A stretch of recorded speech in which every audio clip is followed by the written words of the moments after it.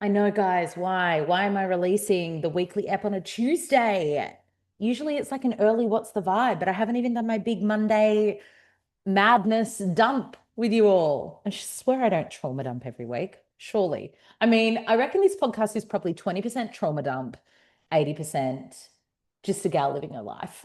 But there's definitely some trauma dumping to it. Not this week, I don't think, she says. Famous last words. Firstly, if you're watching the YouTube, I am dressed up. Thank you for noticing. I'm in a beautiful spell dress, actually. It's one of my favorites. It's so pretty. I've got a Morinev necklace on. I've got my jewels on. I've got my purple nails, color chosen by my little girl. I actually quite like them. I'm not usually a bright nail girly. If I do get my nails done, which is rare, because I have limited time, right? If I'm going to go and spend an hour in a nail salon, I'm not going to do that. I'm going to go sit a ceremony or I'm going to go and get body work. Like nails, like facial over nails, everything over nails. But my little girl is definitely in nail painting stage. It's so cute. And we have these like very obnoxious, bright. I'm pretty sure my sister was gifted like this OPI, like toxic as collection when Barbie the movie came out or something. They're probably past the use by date. This is how, sharing the real ins and outs of my day. Anyway, my little girl's not been interested in them until the last few weeks, and now she just wants to paint my nails. And I'm happy to oblige. And I'm kind of into the bright. Like this purple is giving. Who am I? I'm so intrigued about my nodal return. I don't know how many of you guys are invested in this for me. I know some of you are going to be going through it alongside me, but it's already happening. I'm already feeling the gentle hums of being alternative and quirky and different. And that sounds so like lame that purple nail polish is that for me, but it is. Like I'm no nail polish, or if I do need to get it done, it's either a chocolate brown because that's my color palette, or it's like a bubble bath. It's just like plain. So I'm already stretching. I also did something which I'm not even going to share with you guys until after the fact, but I booked something in for my birthday. I reckon some of you are tuning in and you know exactly what I'm talking about. I will just say it's very Aquarian North Node. I didn't even think I was going to do this year. It's something that I've wanted to do my entire life. I feel like I'm making it very obvious. Anyway, I've booked in something for my birthday and it's just giving my nodal return. And I'm just like, what else is going to happen? What else is going to happen? Anyway, I digress. The reason that this is dropping late is, truth be told, I have had quite a few autistic days.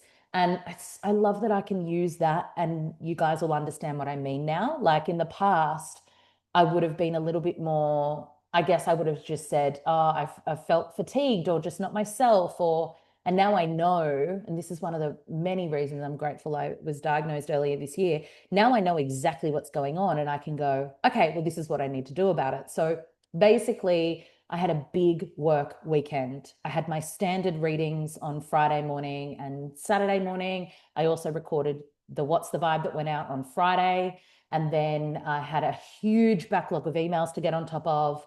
We also have auditions tomorrow night for Streetcar Named Desire with Bangalore Theatre Company at Byron Theatre in October. Guys, if you're going to come up then when the show's on. It's going to be so great. Madeline West as Blanche Dubois. Anyway, we have had 60 people apply to audition.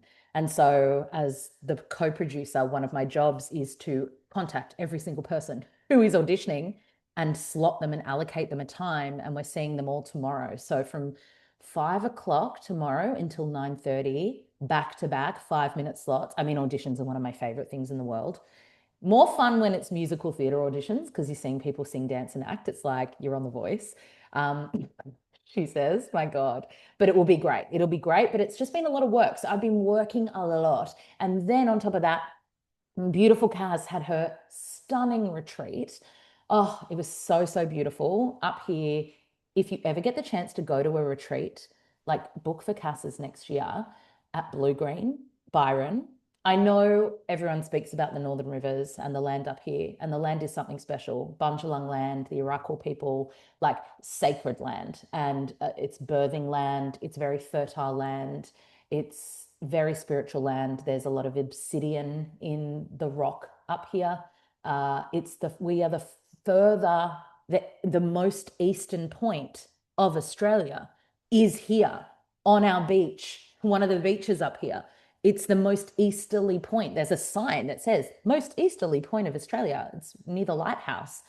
And so, in the shamanic lineage that I study under, the portal of the East is about manifestation, creation, new beginnings. So, the land up here is very sacred for a multitude of reasons. But on top of that, there's something even deeper about Blue Green, which is where Cass held this retreat. And I've facilitated on that land there a couple of times. And I will be again at the end of the year. There's something about that land. It's only 15 minutes from my home, and you step foot onto the earth there, and oh my gosh, I was emotional the first time. Anyway, it's really, really special. So on the Saturday afternoon, evening, I facilitated a workshop, which I haven't done in-person workshops in years. So Cass had invited me in to do a 45-minute workshop into 45-minute ceremony. So 90 minutes of this beautiful workshop in the yoga shala as the sun set, moving into ceremony as it was dark.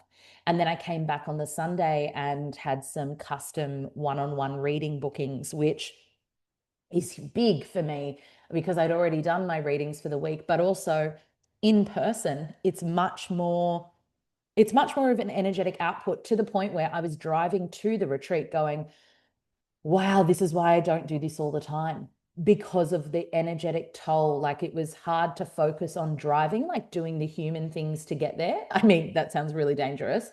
And it wasn't, but I was like, wow, this really does take it out of me.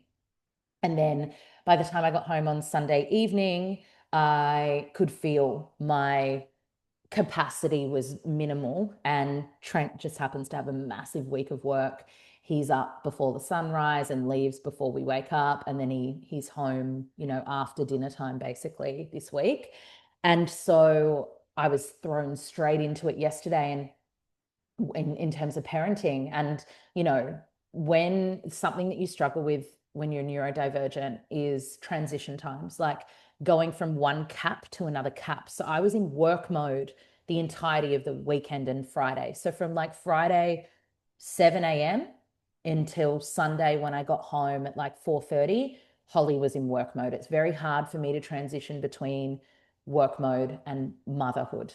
And then dropping into motherhood fully yesterday, Trent came home at like 6:30, and he looked at me, and I was basically nonverbal. Like I struggled to string a sentence together. And I'm not saying that flippantly. I was really, really struggling. And he's like, you need a bath? Maybe it brings tears to my eyes because he just knows what I need. And this is why the diagnosis has been so helpful for him too, because he knows, okay, when Holly gets like this, don't take it personally. She's not angry. She is just complete, like I was in complete autistic shutdown. And so he ran me a bath. He bought me bath salts. I got in the bath and marinated for like an hour, and then watched MasterChef and went to bed. And so when I got home from the retreat on Sunday, I still had time to record the episode. But the strangest thing happened. And again, this is why I'm so grateful I have this diagnosis, because I understand my brain more now. I didn't know what to talk about, guys. I was so stuck. I literally came into the office, even though I know I said I was going to talk a little bit more on tall poppy syndrome, and I have plenty to share about my personal life. And I kind of got in here and I closed the door and went, I can't do it. I've got nothing to say. I don't know what to talk about. To the point where I downloaded Instagram on my phone and was trying to record a talk to camera to be like, what do you guys want to hear? And even that I couldn't do. It was like incredibly jarring, and I had to catch myself. And this is all around the solstice. I was like, Holly, now is not the time for more output, especially like winter solstice. Now is the time to rest and to decompress in the moments that I had them. So that's when I ended up in the sauna on Sunday instead of the bath, and I washed my hair. And I'm taking those slithers of, a lot of it for me involves hygiene and water and maybe some form of sweat. So that leads me to, now we have our nanny here. I've got some more space. I actually have a really exciting meeting, which I'll tell you about. That's why I'm dressed up. I've got that at 2 o'clock. So I've got that in the next hour or so.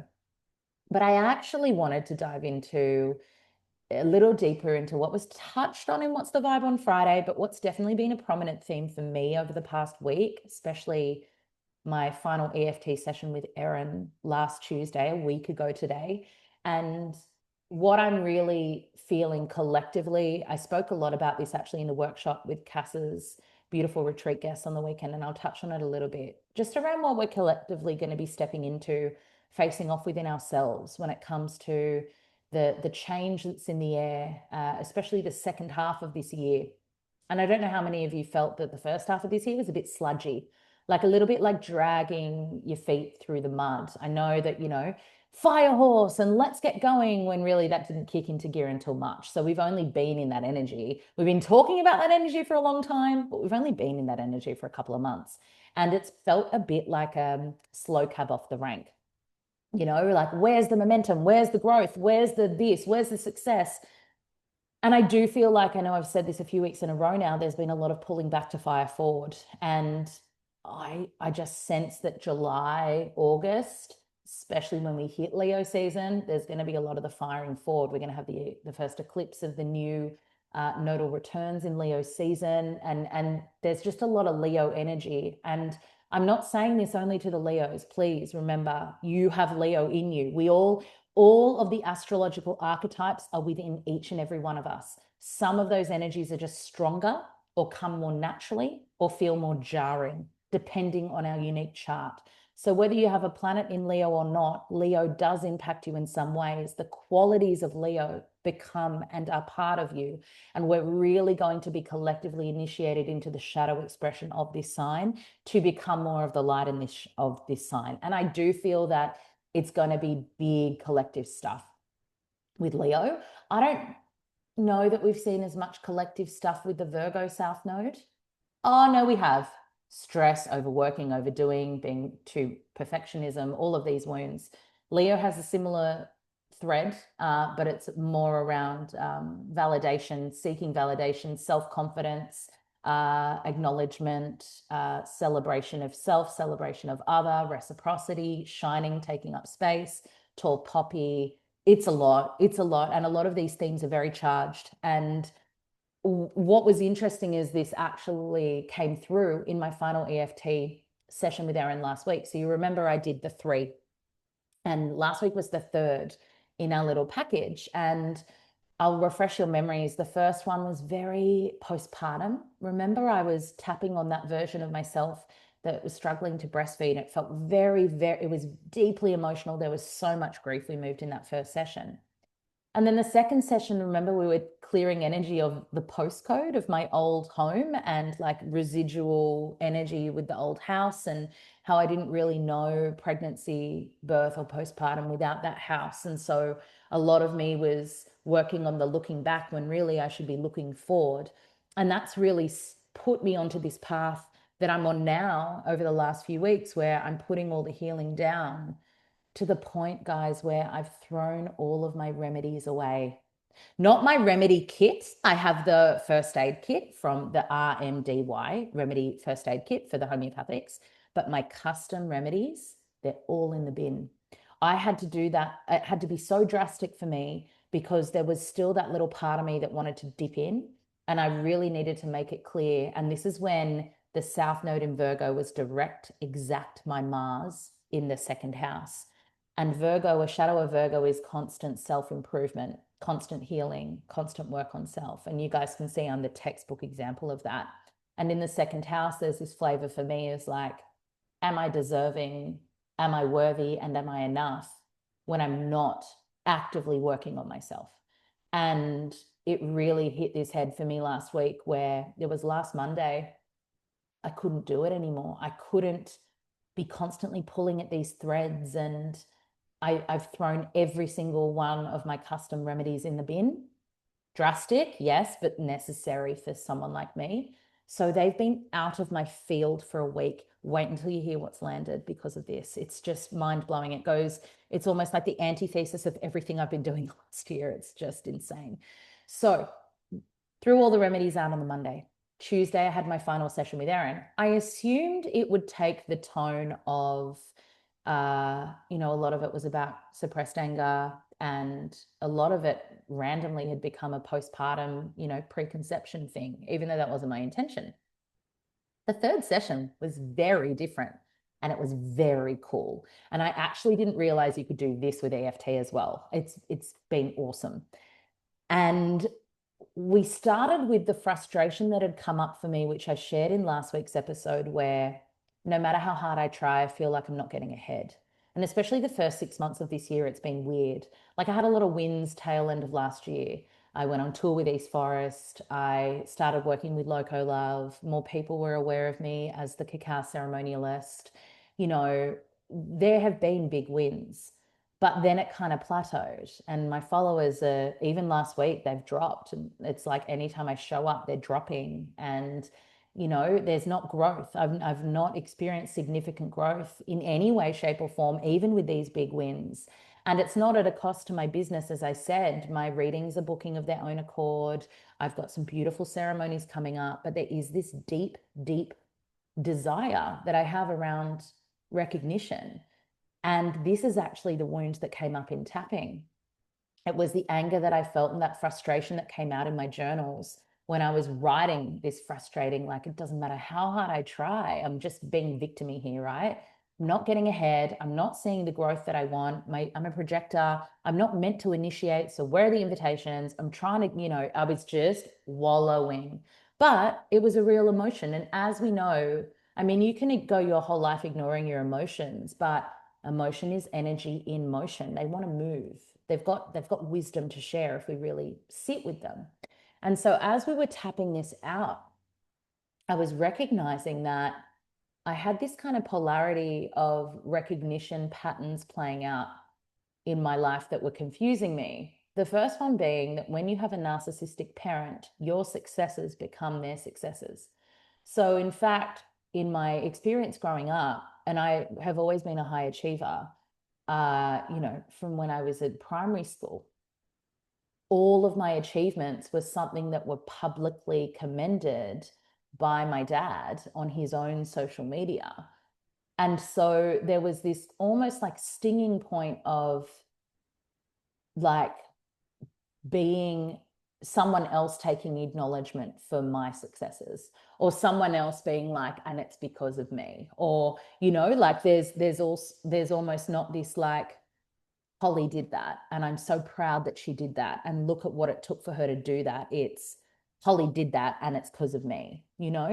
So there was that piece that we were tapping on as we were tapping, these memories were coming up. And then there was another piece around Bless, his soul, but Trenny is not a public display of affection kind of guy. He's not active on his social media. And I think that's a real green flag. He's not someone who, lives or breathes by these things. But I realized as I was tapping that I was holding some grief around the desire to be publicly acknowledged by people close to me and wronging myself for that desire, making me wrong for wanting, as an example, a post in stories on my birthday. Like that is something that actually genuinely, it means a lot to me. And people know, the people closest to me know that means a lot to me. I'm very nostalgic. I love to look back on photos. I love when people choose a certain song. Words of affirmation is my love language.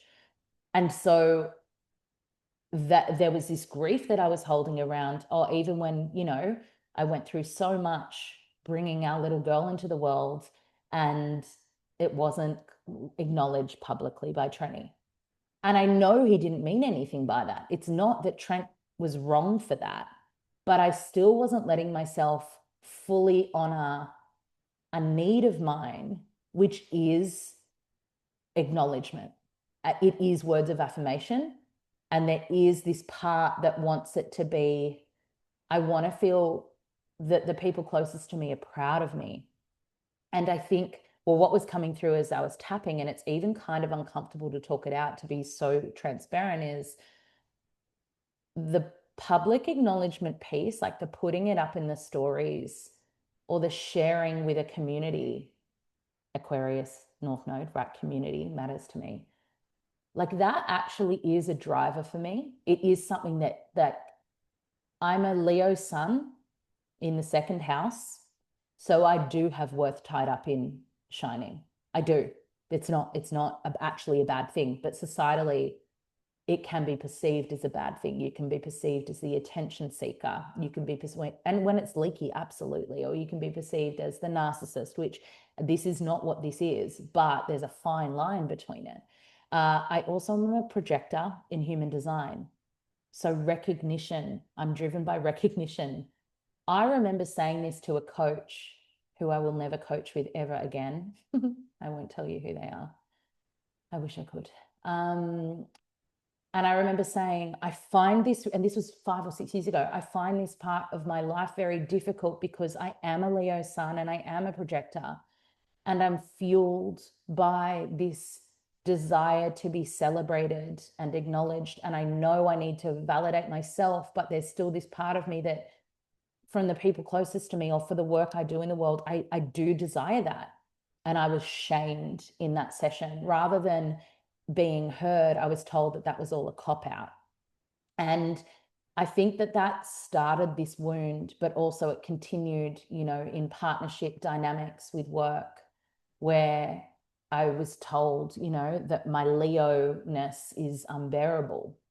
And, the dilution of my shine would continue with, belittling comments under the guise of jokes that were actually, pushing on my too muchness, which is a real deep wound I have had my whole life and I constantly work on. If there was one wound that I worked on more than any other my whole life over the past decade or coming up to 12 years, because I started kinesiology before I started my business, it's shining and taking up space. Leos, no. We might be the shiny ones, but it's not without the wound that comes with it. And every sign, whatever your sun sign is, your sun sign is when the sun is shining on you, it's who you are at your essence. And so for a Leo sun, we are ruled by the sun. We are innately here to take up space and shine. And so the polarity of that wound is people don't like it and people don't want to see it. And so in this tapping session with Erin, I actually reclaimed that desire for myself, that I do want public recognition for my work in the world. I do. I want to be shared in people's stories. I want to be publicly acknowledged. I want to be recognized. I actually do. And it goes against all of the discomfort that comes up around humility and being humble and like, I'm creating the ripples of change. Shouldn't that be enough? And I'm still straddling this tightrope of, it's not the growth that I desire. And actually, this is something else that came through the tapping. For me to get where I want to be in terms of community growth, number of Heart Space members, number of book sales, this podcast being picked up by a platform that will pay me so that I can be more consistent, and, all of the success that I desire is dependent on significant growth in eyes on me. That is not me being, that's actually me being pragmatic. That's not me being egotistical. It's me being pragmatic. It's me being realistic. The more eyes on me, the more sales I will make. The more I will be able to generate more books. The more I will be able to, make more money to fund my family and our lifestyle and potentially consider having a second child. Like everything that I desire is seeped in needing significant growth, right? And I wronged myself for that desire for so long because I had the voices of, you're too much, you are such a Leo, you're an attention seeker, you're cringe, tone it down, tone it down, tone it down, tone it down, tone it down. And there has been this interesting part where it's like, but I don't want to be showing up using Instagram the way that I have in the past because, well, firstly, it wasn't working. So there's that. Secondly, I actually feel much better and much more in my energy when I'm off the platform. And I want to jump on when I feel like yesterday I did a reel and I felt the pull to do that. And I jumped on and I shared it and then I got off again, right? But then how do I grow without, being this strategic, well-oiled machine that just doesn't feel innately me? And a big part of it is letting other people celebrate and share me. It is. especially people who are a little bit more ahead of me or have a bigger community than me or want to invite me onto their platform or, it's the projector piece of waiting for the invitation. And the right invitation is meant to land me in these communities that will expand my reach and my work. I haven't desired that because I haven't even thought myself not even worthy. I do feel worthy of it. It's less a worth wound and more a disbelief that that would happen. And so that's also what we tapped on, this disbelief of I've not seen myself consistently shared, like people championing my work. And I need to be really clear on this. You guys do this for me. So thank you. There are especially a handful of you, and I say it all the time in my replies, like you championing my work means the world to me. And you will know I'm talking to you directly if you know there's like a handful of you, especially my heart space members, they are always sharing. It's like thank you. Like thank you for seeing me. Thank you for seeing why this work matters. It's not, I already know I've got that, the community sharing. It's more than that for me. It's the people who are like 10 steps ahead of me that are going, hey, Hole, we can see where you're going. Let me pull you up alongside me. That's what I'm desiring. That's what I'm desiring. And I do this for people, and I fucking know I do. I know I celebrate people and I share so much. If I've worked with someone and they're amazing, if I have bought a product and I love it, if I'm constantly, you guys know this, because, and I get told it, I book people out, their calendars out for months in advance, more than one practitioner. I'm talking like so many, so many. I don't do that strategically. I'm not giving to get, right? I'm doing it because it's just innate. And this is a Leo quality that I can't wait for more people to embody. And all of the Leos in my life do this. They are publicly gassing you up in your comments, in your DMs. They're sharing in their stories, and they're not doing it for their own personal gain. They're doing it because it's like, fuck yeah, you did that thing. You're amazing. And I can say it's a very, very unique Leo thing. Leos love to celebrate people, love it. And it's the public adoration thing. It's like, I'm doing this because I adore you, and people need to hear how fucking great you are. It's innate. It's just what we do. So I think there was this confusion point for me. It was like, why doesn't that happen for me more when it comes to my work being really fucking celebrated? Like I've read for public figures that have not shared at all that I've read for them. And I know they love the sessions. Multiples, multiples. There's no shortage of very, very famous person in my sphere. And I'm like, do they know what it would mean if they just shared my book and a link to my book? That's it. And just said, like, you guys all need to read this. Like how life-changing that would be for me.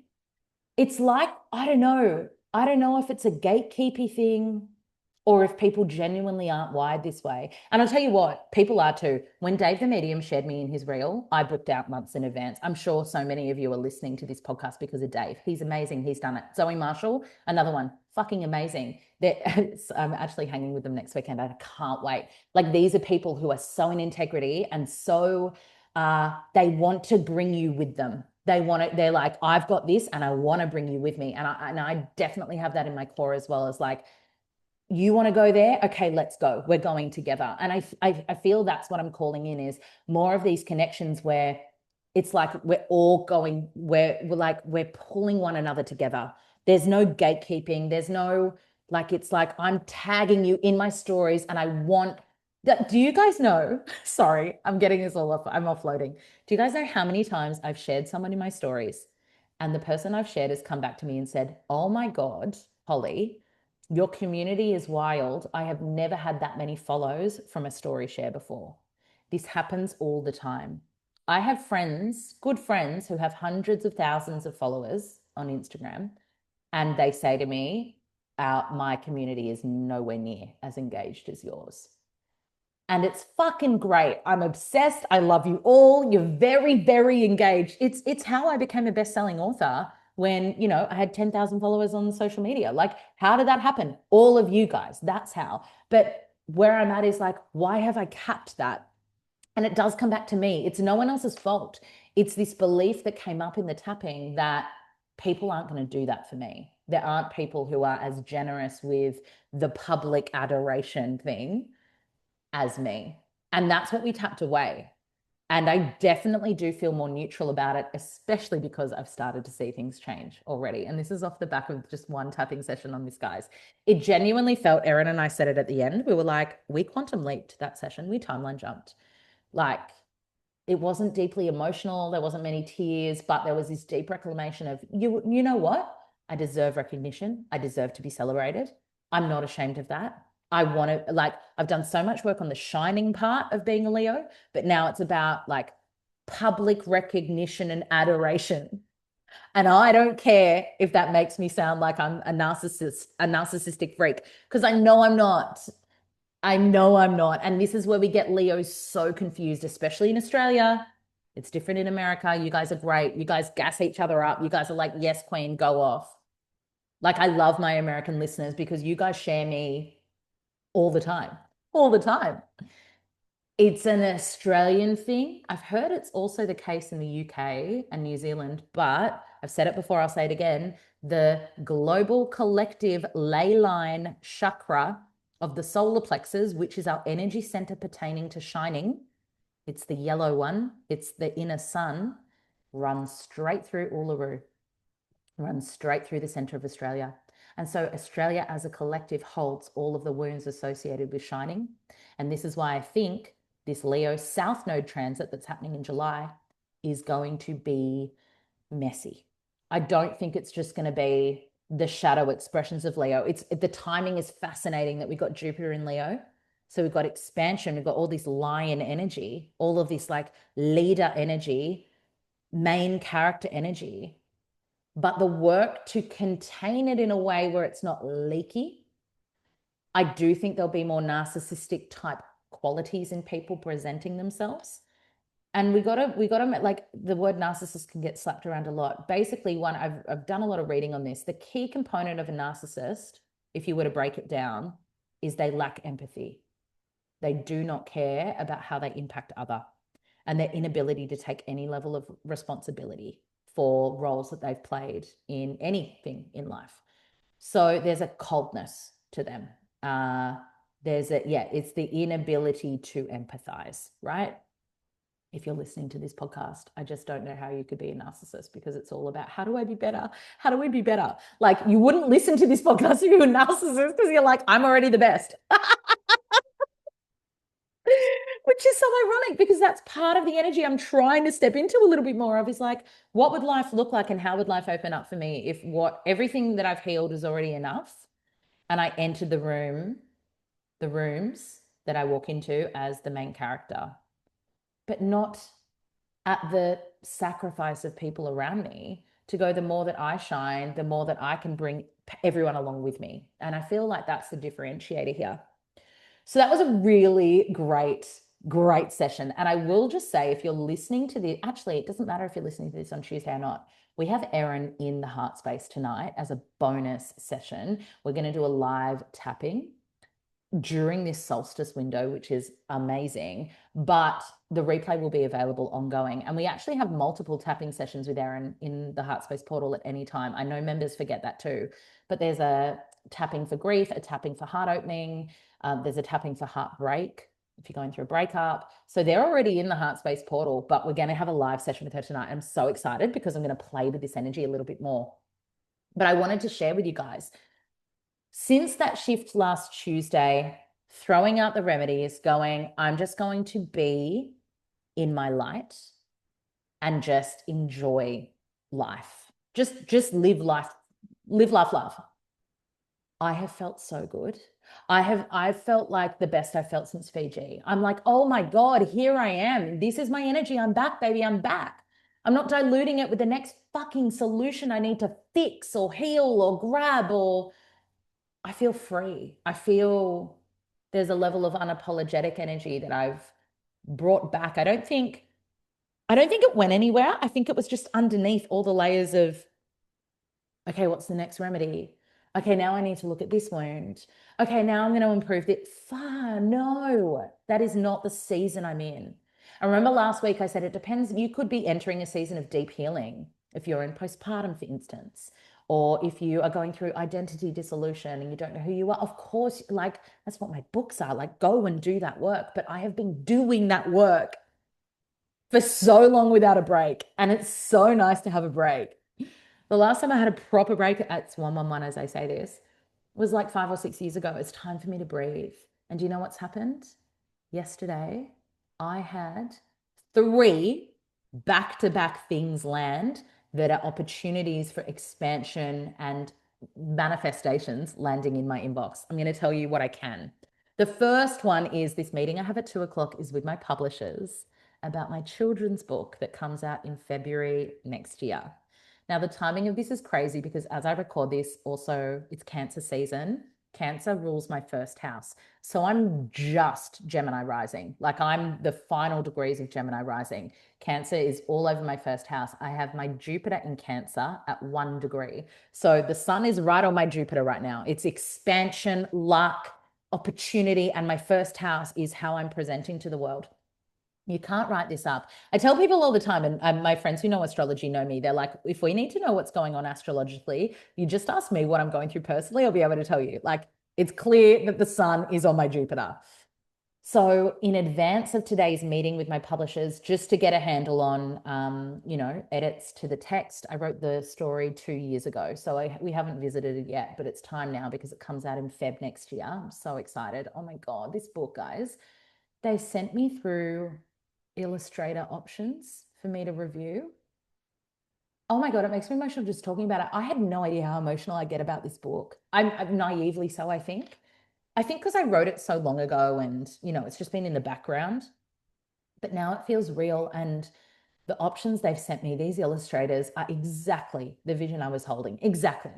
And the fact that I have my pick of these incredible, like I'm talking artists from New York, Vietnam, like Japan, like it's just, we're sitting down today to go through that and to choose like who's going to be creating the art for this book that's coming out. Like I showed my little girl, she was like, oh my God, I love this one. And like, oh, when this book is in my hands, I don't know. I'm like, wow, I haven't had a creative project in a long time, as you guys know, but that took me by surprise how much it moved me, how excited I am.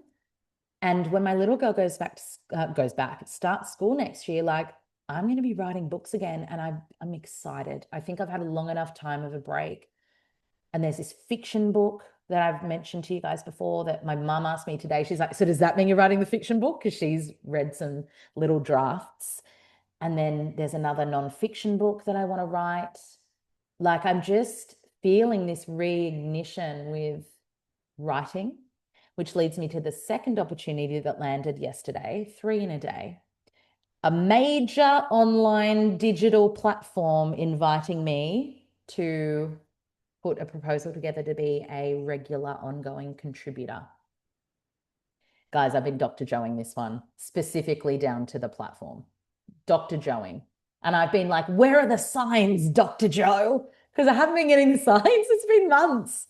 Oh, and it all came in yesterday. And I actually I'll probably write the email back after my meeting at 2. So big one, big one, big one, big one. I'll tell you more if I can, when I can.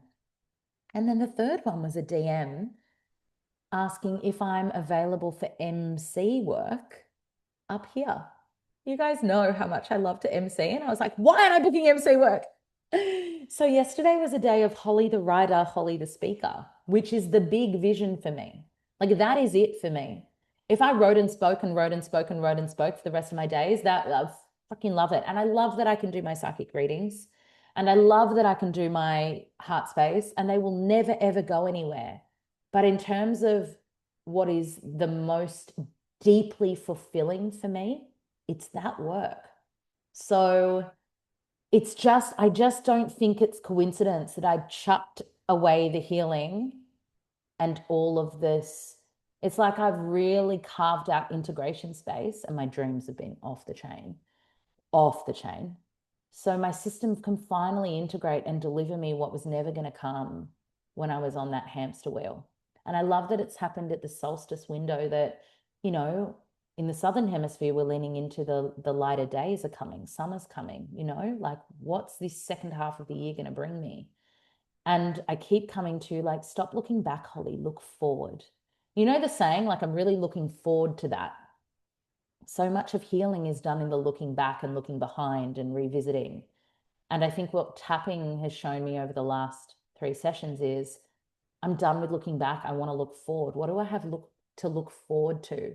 Like, even during solstice, I always revisit my goals from 6 months or my manifestations. And so much of those 6 months ago at the beginning of this year that I was reflecting and projecting on is, I want saying yes to you to reach this much, and an audiobook for saying yes to you. And like, it was all connected to the past, what's already been, creations I've already birthed, what I've already done.